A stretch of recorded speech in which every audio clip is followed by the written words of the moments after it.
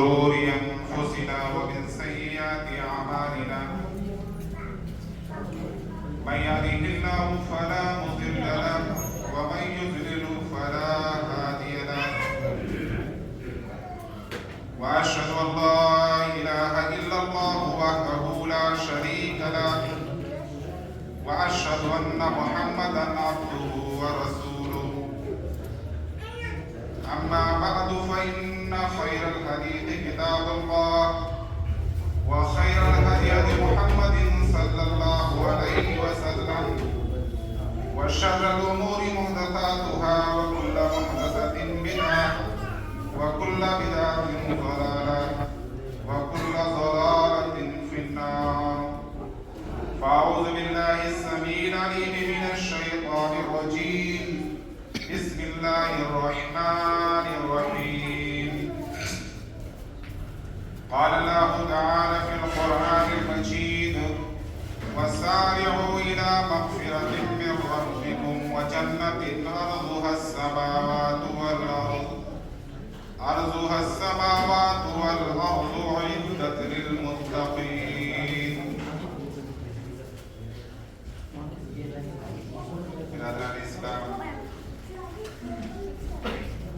ہر قسم کی کبریائی بڑائی بزرگی اللہ وحدہ شریک کے لیے کہ جس خالق کائنات نے ہم سب کی تکلیف فرمائی اور ہماری کامیابی و کامرانی کے لیے بے شمار انبیاء کرام محفوظ فرمائے. بابہو بے بہا بے شمار درد و سلام ان انبیاء کرام پر، خصوصاً نبی آخر الزمان جناب محمد مصطفیٰ صلی اللہ علیہ وسلم کے ذات اقدس پر. محترم حضرات، رمضان المبارک کا مہینہ چند ایام کے بعد ہمارے درمیان آنے والا ہے. جس ماہ مبارک کا انتظار بندے مومن سال بھر کرتا ہے، ایک مومن اس مہینے کا انتظار کیوں نہ کرے؟ اس لیے کہ یہ نیکی کا مہینہ ہے، یہ مغفرت کا مہینہ ہے، یہ بخشش کا مہینہ ہے، یہ توفیق عبادت کا مہینہ ہے، یہ صدقہ و خیرات کا مہینہ ہے، یہ رضا الہی پانے کا مہینہ ہے، اور یہ جہنم سے آزادی کا مہینہ ہے، جنت کی بشارت کا مہینہ ہے. اب ایک سوال یہاں پر یہ پیدا ہوتا ہے کہ یہ ماہ مبارک جو ہمارے درمیان آنے والا ہے، ہم اس کا استقبال کس طرح کریں؟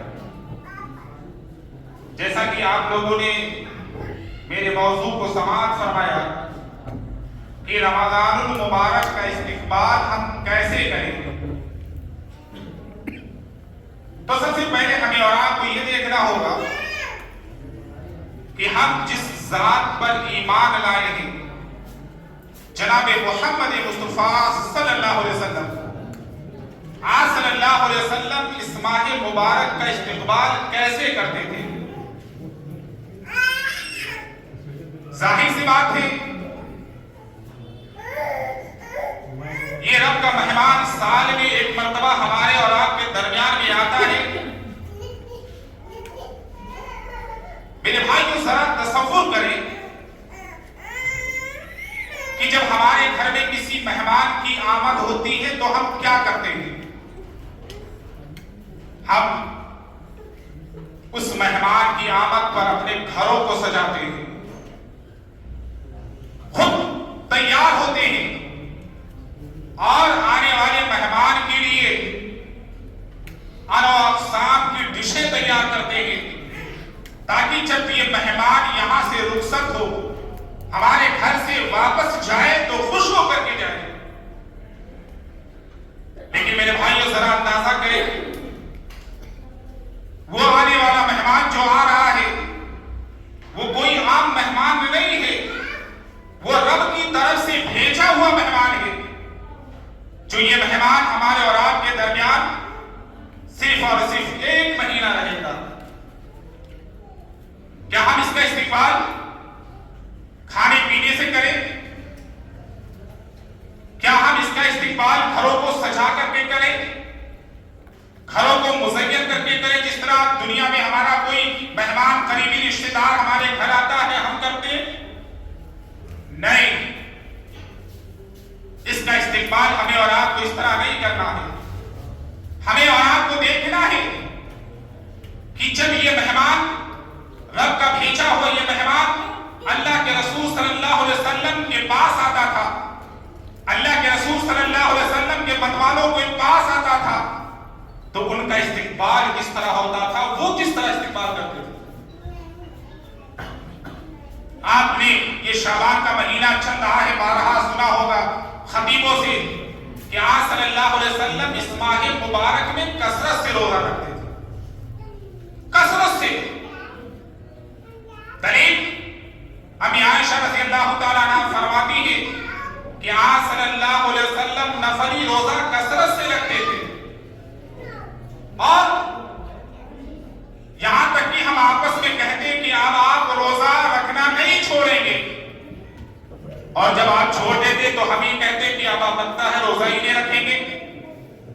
میں نے آپ صلی اللہ علیہ وسلم کو پورے مہینہ سوائے رمضان کے اور کسی مہینے میں روزہ رکھتے ہوئے نہیں پایا. اور جب یہ شعبان کا مہینہ آتا تھا تو آپ صلی اللہ علیہ وسلم ہمارے اور آپ کے نبی کثرت سے روزہ رکھا کرتے تھے، کثرت سے. کیوں؟ آنے والا جو مہینہ ہے اس کے روزے فرض ہیں، ہم اس کے لیے تیار ہو جائیں.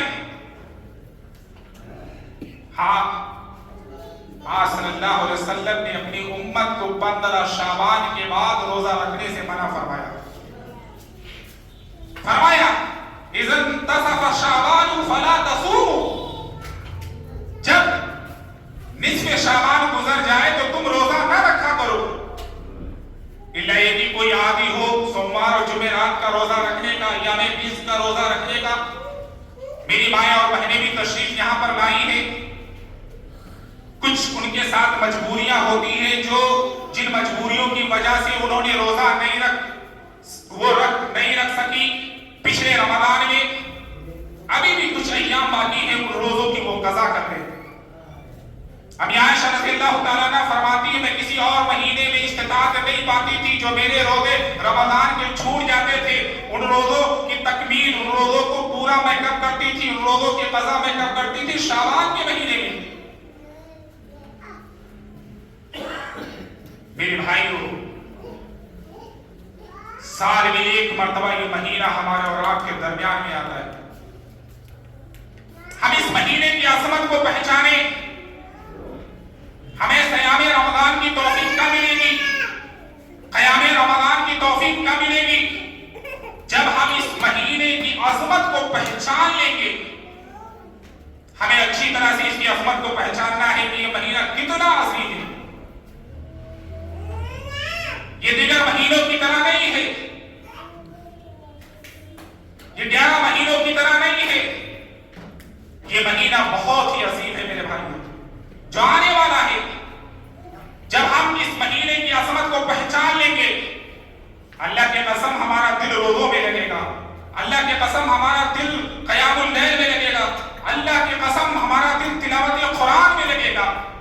ہم ہر ایک لمحہ اللہ کے لیے وقف کر دیں گے. لیکن کب؟ جب ہم اس مہینے کی عظمت کو پہچانیں گے. یہ مہینہ بہت عظیم ہے میرے بھائی، اس مہینے کی عظمت کو جاننا ہے.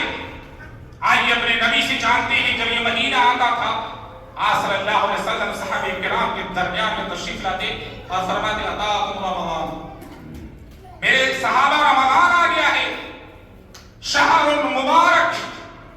یہ مہینہ کوئی عام مہینہ نہیں ہے، یہ مہینہ برکتوں والا مہینہ ہے، شہر مبارک.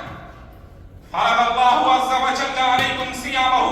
میرے صحابہ، ایسا مہینہ ہمارے اور آپ کے درمیان آ چکا ہے کہ اللہ نے اس مہینے کے روزوں کو تمہارے اوپر فرض کیا ہوا ہے. میرے صحابہ، ایسا مہینہ آیا ہے تفتح فیہ ابواب الجنہ، جس میں اللہ رب العزت نے جنت کے تمام دروازوں کو کھول دیا ہے.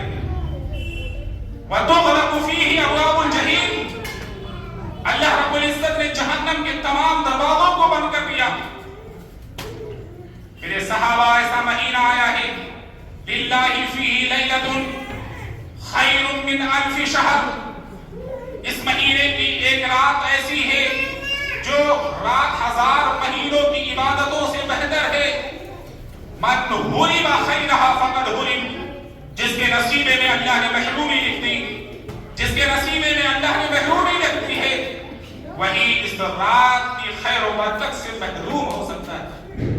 میرے صحابہ، کیا تمہیں پتا ہے وَيُنَادِي مُنَادٍ مِّنَ السَّمَاءِ، آسمان سے ندا دینے والا ندا دیتا ہے، آواز دیتا ہے، یا صاحب الخیر اقبل، یا صاحب الخیر حلم، اے خیر کے متلاشی، اے نیکیوں کو طلب کرنے والے، اے نیکیوں کو چاہنے والے، آگے بڑھو۔ وَيَا بَاغِيَ الشَّرِّ اقْصِرْ، اے گناہوں کے طرفدار، اے وہ بدنصیب انسان کہ جس کی زندگی 11 مہینے رب کی نافرمانی میں گزری ہے، ایسا مہینہ آ چکا ہے، اب تو گناہوں سے رک جا۔ یا باغی الشر امسک، اے گناہوں کے متلاشی اب تو باز آ جا، رک جا۔ اس مہینے کی عظمت کا اندازہ کرنا ہے، آئیے ابن ماجہ کی ایک حدیث میں پڑھو، آپ اندازہ کریے میرے بھائیوں کہ آنے والا مہینہ کتنا عظیم ہے۔ اس حدیث کے راوی حضرت طلحہ بن عبید اللہ رضی اللہ تعالیٰ عنہ فرماتے ہیں، دور دراز سے دو آدمی اللہ کے رسول صلی اللہ علیہ وسلم کی خدمت میں تشریف لاتے ہیں، دونوں نے ایک ساتھ اسلام قبول کیا، لیکن ان دونوں میں ایک بہت ہی زیادہ محنتی تھا، بہت ہی زیادہ اللہ کی عبادتیں کیا کرتا تھا، اور ایک دن آتا ہے اللہ کی راہ میں نکلتا ہے، لڑتے لڑتے شہید ہو جاتا ہے، شہید۔ اور دوسرا آدمی اس کی شہادت کے 1 سال بعد اس کی وفات ہوتی ہے، وہ بھی عام موت، گھر میں بستر پر۔ حضرت طلحہ بن عبید اللہ فرماتے ہیں کہ رات میں خواب میں دیکھتا ہوں کہ مجھے فرشتے پکڑ کر کے لے جاتے ہیں اور جنت کے دروازے پر کھڑا کر دیتے ہیں۔ جنت کے اندر سے ایک شخص نکلتا ہے اور اس کو پہلے جنت میں لے جاتا ہے جس کی موت عام موت تھی، جو اللہ کے راستے میں شہید نہیں ہوا تھا، اس سے پہلے جنت میں جا رہا ہے، شہادت پانے والے آدمی سے پہلے جنت میں جا رہا ہے۔ شہادت کا کیا کہنا، جس کے بارے میں رب نے فرمایا ہو جو اللہ کے راستے میں اپنی جان دے دے، لڑ کر کے شہید ہو جائے، تم انہیں مردہ نہ کہو، اموات نہ سے تعبیر نہ کرو، وہ اپنے رب کے پاس زندہ ہے، ان کی زندگی کا تمہیں شعور نہیں۔ اللہ نے مردہ کہنے سے بھی منع کر دیا، اور بعد میں پھر وہ اندر آتا ہے، اندر سے باہر آتا ہے، اور دوسرے کو جو اللہ کے راستے میں شہید ہوا تھا اسے جنت میں لے جاتا ہے، اور آنے والا کہتا ہے، اے طلحہ بن عبید اللہ، ابھی تم واپس لوٹ جاؤ، ابھی تمہارا وقت نہیں ہوا ہے۔ صبح ہوتی ہے، میں نے اپنا خواب صحابہ کرام کے درمیان میں بیان کیا، صحابہ کرام حیران ہیں، بات اللہ کے رسول صلی اللہ علیہ وسلم تک پہنچتی ہے۔ اللہ کے رسول صلی اللہ علیہ وسلم نے فرمایا، من ای ذالک تعجبون، میرے صحابہ تمہیں کس بات سے تعجب ہے، تم تعجب کیوں کر رہے ہو؟ الیس قد مکث ھذا بعدہ سنۃ، کیا ایسا نہیں ہے کہ یہ آدمی جس کی موت عام موت تھی، شہادت پانے والے کے بعد بھی 1 سال زندہ رہا۔ اسی درمیان وَأَدْرَكَ رمضان، اسے رمضان مل گیا، اس نے رمضان کو پایا، وَصَامَ، اور اس نے رمضان کے روزے رکھے، وَصَلَّى كَذَا وَكَذَا سَجْدَةً فِي السَّنَةِ، اور مزید اس نے اتنی نمازیں بھی زیادہ اسے پڑھ لی 1 سال میں۔ میرے صحابہ، کیا تمہیں پتا ہے فَنَمَا بَيْنَهُمَا أَبْعَدُ مِمَّا بَيْنَ السَّمَاءِ وَالْأَرْضِ، میرے صحابہ کیا تم جاننا چاہتے ہو کہ ان دونوں کے درمیان میں جنت میں کتنی دوری ہوگی؟ جتنی دوری آسمان اور زمین کے مابین۔ ایسا عظیم مہینہ آنے والا ہے۔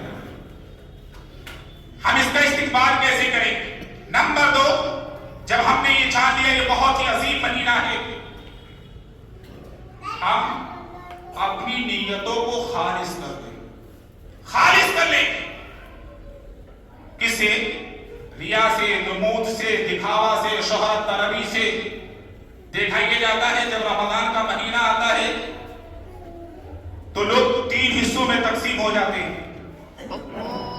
ایک حصہ، ایک طبقہ جو بھی عبادت کرتا ہے یہ وجہ اللہ کرتا ہے، اللہ کی رضا پانے کے لیے کرتا ہے. روزہ کیوں رکھا؟ اللہ کی خوشنودی حاصل کرنا.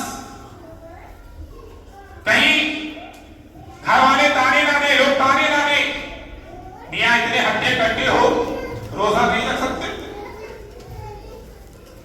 اور ایک طبقہ ایسا ہوتا ہے کہ وہ روزہ ہی نہیں رکھتا. 3 طبقوں میں لوگ منقسم ہو جاتے ہیں، بن جاتے ہیں. میرے بھائیوں، اپنی نیتوں کو خالص کریں. وما امروا الا ليعبدوا الله مخلصين له الدين حنفاء. ہمیں تو اسی بات کا حکم دیا گیا ہے کہ ہم جو بھی عبادت کریں اللہ کے لیے کریں، اور اگر دکھاوے کے لیے ہے، شہرت طلبی کے لیے ہے. سورہ ہود اٹھائیے، اللہ فرماتے ہیں من كان يريد الحياة الدنيا وزينتها نوفي إليهم أعمالهم فيها وهم فيها لا يبخسون. میرے بندو سنو رب کے پیغام کو. رب کا پیغام کہتا، رب کیا پیغام دے رہا ہے؟ من كان يريد الحياة الدنيا، جو دنیا کی زندگی چاہتے ہیں، وزینتها، اور اس کی زینت چاہتے ہیں. زینت سے مراد دکھاوا، شہرت طلبی. اللہ فرماتے ہیں نوفی الیہم اعمالہم فیہا، ہم اس کے اعمال کا پورا بدلہ اسے دنیا ہی میں دے دیتے ہیں. وہم فیہا لا یبخسون، اور ہم بدلہ دینے میں اسے کوئی کنجوسی بھی نہیں کرتے، پورا بدلہ دے دیا.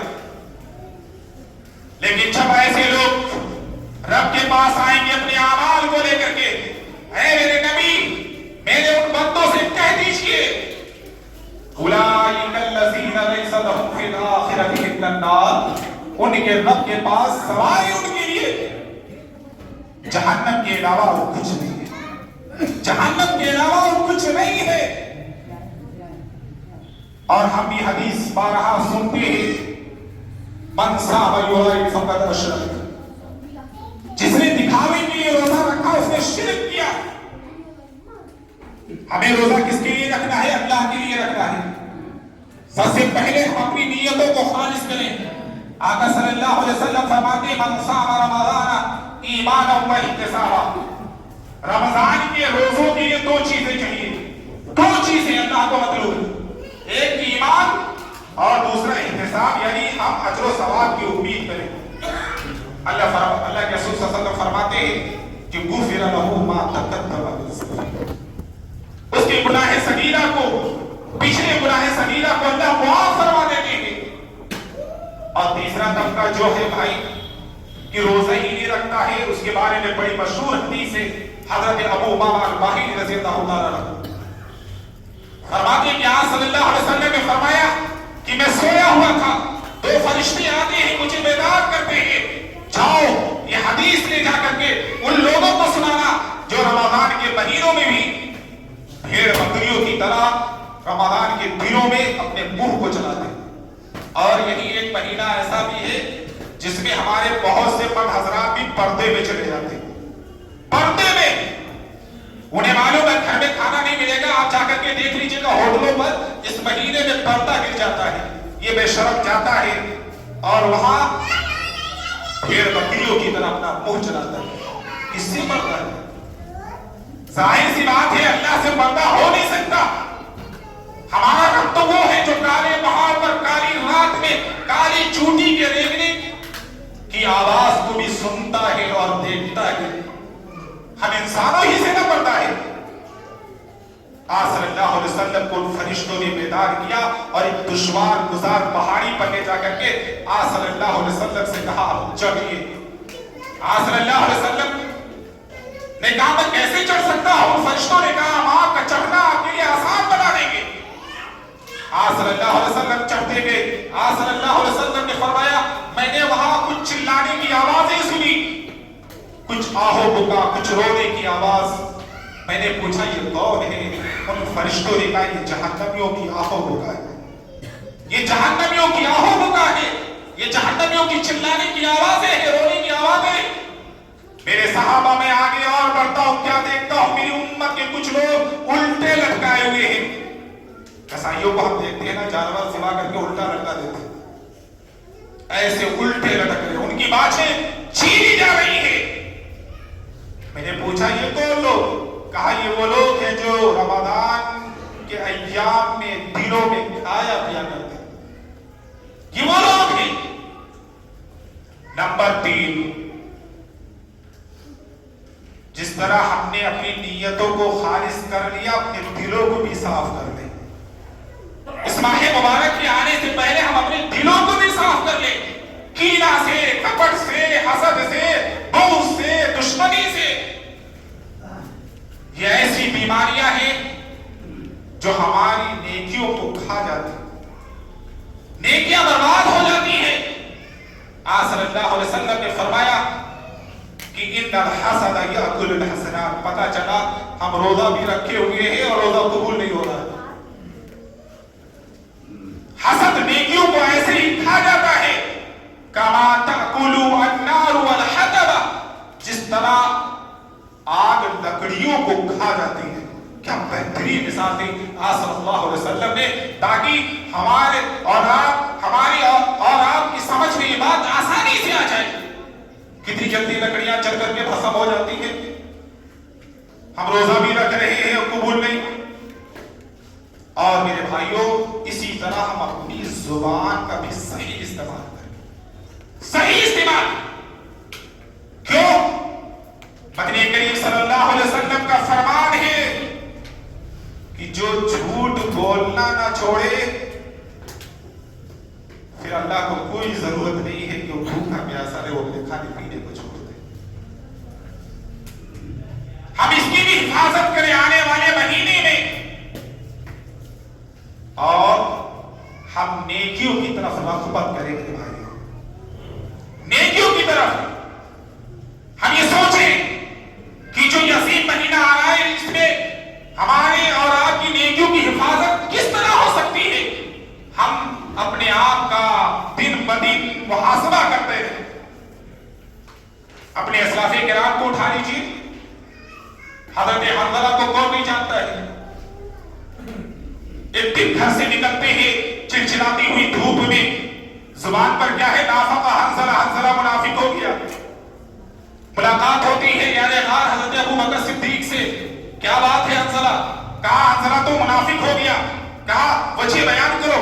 کہا وجہ یہ ہے، جب اللہ کے رسول صلی اللہ علیہ وسلم کے پاس ہوتے ہیں، اللہ کے رسول صلی اللہ علیہ وسلم جنت و جہنم کا ذکر کرتے ہیں، ہماری آنکھوں سے آنسو نکلتے ہیں، ہم جہنم سے کرتے ہیں، اللہ کا خوف ہمارے دلوں میں پیدا ہو جاتا ہے. اور جیسے ہی مجلس رسول سے رخصت ہو کر کے بیوی بچوں میں آتے ہیں، سب کچھ بھول گئے. تو میں تو بھائی منافق ہو گیا. حضرت ابو بکر کہتے ہیں یہی تو کیفیت میری بھی رہتی ہے. دونوں آئے اللہ کے رسول صلی اللہ علیہ وسلم کے پاس، وہی جملہ نافقہ حنظلہ، حنظلہ منافق ہو گیا. اللہ کے رسول نے کہا حنظلہ کیا بات ہے؟ کہا تھا کہ رسول صلی اللہ علیہ وسلم ایسی ایسی بات ہے. آج صلی اللہ علیہ وسلم نے فرمایا یا حنظلہ ساعۃ و ساعۃ، یہ وقت وقت کی بات ہے. اے حنظلہ، لو كانت تكون قلوبكم عند الذكر كما تكون، لو كانت تكون قلوبكم كما تكون عند الذكر لصافحتكم الملائكة حتى يسلم عليكم في الطرق. اے حنظلہ، یہ وقت وقت کی بات ہے. حنظلہ کیا تجھے معلوم نہیں دل کی کیفیت یکساں نہیں رہتی، دل کے حالات بدلتے رہتے ہیں. اے حنظلہ، اگر تمہارے دلوں کی کیفیت اسی طرح ہو جس طرح تم ہمارے پاس ہوتے ہو، اللہ کی قسم ملائکہ تم سے مصافحہ کریں گے، ملائکہ تم سے سلام کریں گے، فرشتے تم سے سلام کریں گے.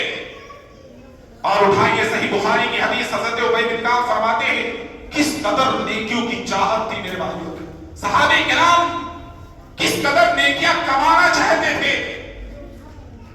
حضرت ابی بن کعب فرماتے ہیں کہ انصاری صحابی کا گھر مسجد نبوی سے سب سے زیادہ دوری پر تھا، سب سے زیادہ دوری پر.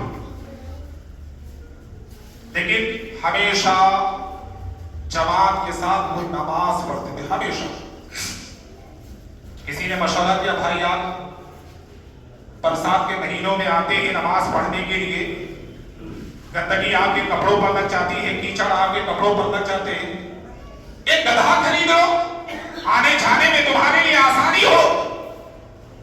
کہا اللہ کی قسم میں یہ نہیں چاہتا, میں تو یہ بھی نہیں چاہتا ہوں کہ میرا گھر اس مسجد کے بغل میں ہو. میں کیا چاہتا ہوں کہ جب میں اپنے گھر سے مسجد میں نماز پڑھنے کے لیے آؤں تو میرا یہ آنا اور نماز پڑھ کر کے جب میں اپنے گھر واپس جاؤں تو میرا یہ جانا اللہ کے اوپر کیا دے, اجر عطا فرمائے, نیکی عطا فرمائے. آج صلی اللہ علیہ وسلم نے فرمایا انصاری صحابی جو تو چاہتا ہے رب نے تجھے عطا کر دیا ہے. حضرت زید بن ثابت رضی اللہ تعالیٰ عنہ اپنے مہمان کے ساتھ ادائے نماز کے لیے مسجد آتے, دھیرے دھیرے قدم رکھتے. آج ہم چاہتے ہیں موٹر سائیکل ہو, گاڑی ہو, تبھی ہم مسجد جائیں گے. اپنے اسلاف کرام کی زندگیوں کو دیکھیں میرے بھائیوں. مہمان نے کہا وجہ کیا ہے, آہستہ آہستہ قدم. کہا تجھے نہیں پتا ہر قدم کے بدلے اللہ نیکی عطا فرماتے ہیں. میں چاہتا ہوں زیادہ میرے قدم شمار کیے جائیں, زیادہ نیکیاں مجھے ملے. تو میرے بھائیوں نیکیاں کمانے کی تڑپ ہو ہمیں اور آپ کو اس آنے والے میں مبارک مہینے میں, اور اس سے پہلے ہم اپنے گناہوں کی معافی مانگے رب سے. یہ رمضان کا مہینہ آنے والا بڑا ہی عظیم مہینہ ہے. آپ دیکھیں کہ بہت سے لوگوں کو گپ شپ کرتے ہوئے, روزہ نہ رکھتے ہوئے, حضرت حسن بصری رضی اللہ تعالیٰ عنہ سے کسی نے پوچھا میرا دل قیام اللیل میں نہیں لگتا, کیا وجہ ہے؟ کہا تیرے گناہوں میں تجھے گھیر رکھا ہے. حضرت فضیل بن عیاض رحمت اللہ علیہ کے پاس ایک آدمی آتا ہے, کہا میرا دل روزوں میں نہیں لگتا, قیام اللیل میں نہیں لگتا. کہا نادان انسان تو اپنے گناہوں سے معافی مانگ, تیرے گناہوں نے تجھے جگہ رکھا ہے. میرے بھائیو یہ آنے والا مہینہ مغفرتوں کا مہینہ ہے.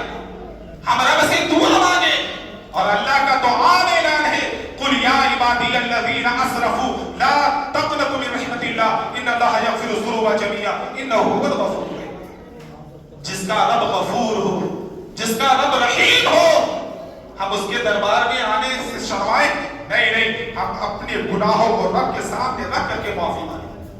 اور میرے بھائی ایک آخری بات, وقت میرا شاید باتیں تو بہت سی تھی, ہم اپنی زندگی کا ایک لاہ عمل مرتب کرتے ہیں. لاہ عمل بنا لیں, تمام ضروریات زندگی سے ہم فارغ ہو جائیں اور آنے والے مہینے کے لیے ہم اپنے آپ کو رب کی عبادت کے لیے خالی کر لیں. کس کے لیے؟ اور دیکھا کیا جاتا ہے جب رمضان کا مہینہ آتا ہے تب بازاروں کہ رونق ہم اور آپ اور مائیں اور بہنیں بن جاتی ہیں. یہ نخاس آباد ہو جاتے ہیں, امین آباد آباد ہو جاتے ہیں, جبکہ انہیں پتا ہونا چاہیے آقا صلی اللہ علیہ وسلم نے فرمایا تھا احب البلاد الی اللہ مساجدها, اس روئے زمین پر سب سے محبوب جگہ جو ہے وہ اللہ کے نزدیک اللہ کی مسجدیں ہیں. وابغض البلاد الی اللہ اسواقها, اور سب سے مرغوب جگہ جو ہے وہ بازار. خرید و فروخت آپ کو کرنی ہے پہلے سے کر لیجیے نا, کون منع کر رہا؟ ابھی 12-13 دن ہے, آپ خرید و فروخت کر لیجیے. آنے والے مہینے کے لیے ہم بالکل اس مہینے کو کس کے لیے کر لیں؟ رب کی عبادت کے لیے, صیام کے لیے, قیام اللیل کے لیے. اور قیام اللیل کی اہمیت تو آپ سبھی جانتے ہیں, انشاءاللہ آپ سنیں گے والد محترم سے. اللہ رب العزت سے دعا ہے جو کچھ میں نے آپ کے سامنے ٹوٹی پھوٹی باتیں کی ہیں, اللہ سب سے پہلے اس پر مجھے عمل کرنے کی توفیق عطا فرمائے, پھر آپ لوگوں کو اللہ سبحانہ